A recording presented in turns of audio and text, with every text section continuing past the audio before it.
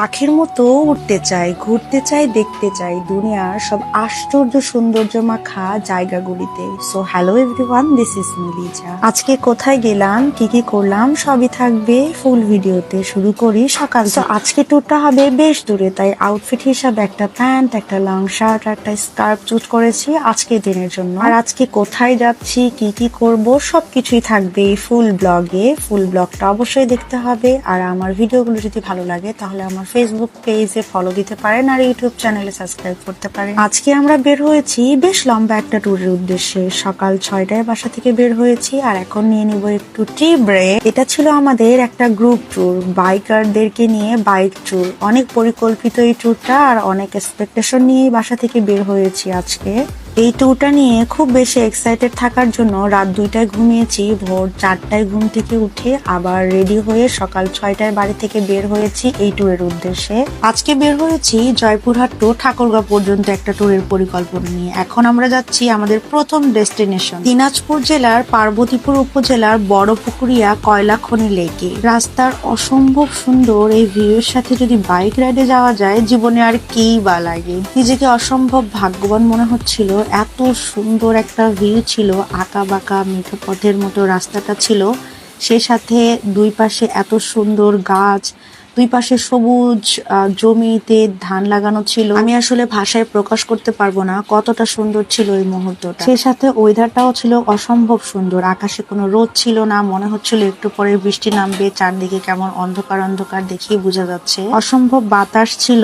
একটা লেকে যেতে যেই রকম ওয়েদার দরকার ঠিক সেই রকম ওয়েদার ছিল ওই দিন, আলহামদুলিল্লাহ। বলে রাখা ভালো, এই লেকটি কিন্তু কোনো সাধারণ লেক না। এই লেকটি হচ্ছে দিনাজপুর জেলার পার্বতীপুর উপজেলার কয়লা খনির কয়লা উত্তোলন করার কারণে 360টি বাড়ি বিলীন হয়ে এই লেকটি হয়।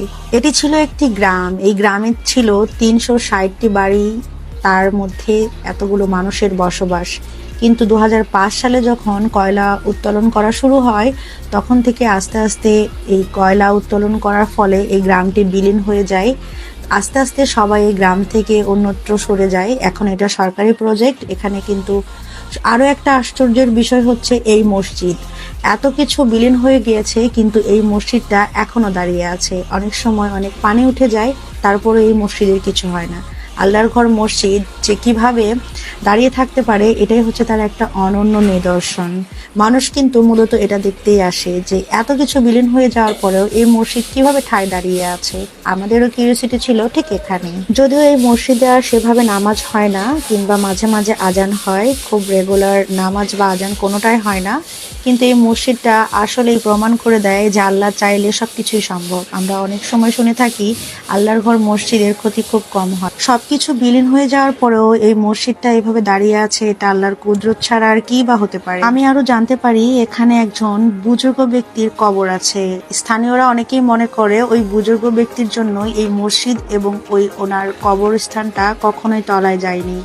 ওনাদের এটা ধারণা, আমি জানি না, আল্লাহ পাক সব থেকে ভালো জানে। বাট এই জায়গাটা এখন পর্যটন কেন্দ্রে পরিণত হয়েছে। যদিও এটা সরকারি একটা জায়গা, তো এখানে যাদের বসবাস ছিল সরকার সবাইকে টাকা পয়সা দিয়ে তাদেরকে অন্যত্র চলে যাওয়ার জন্য বলে। সবাই নিজ নিজ যার যার যেখানে পছন্দ সবাই চলে গিয়েছে।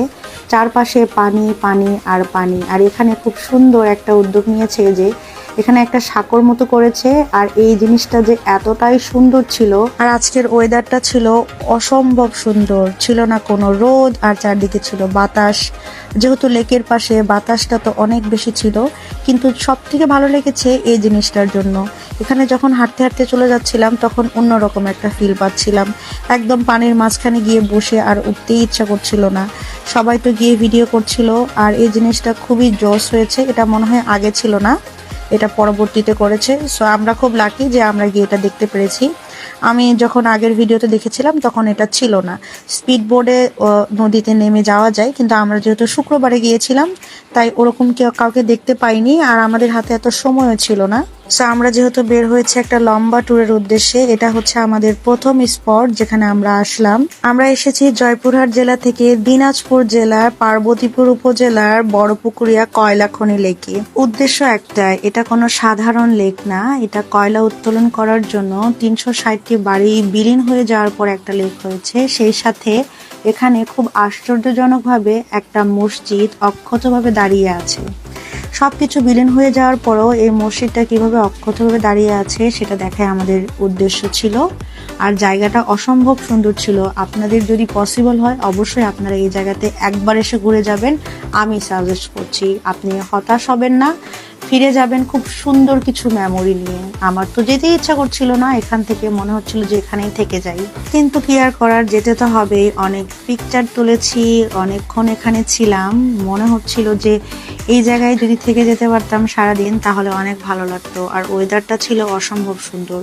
আমরা যেহেতু বাইক রাইডে বের হয়েছি তাই আমাদের খুব তাড়াতাড়ি সব জায়গায়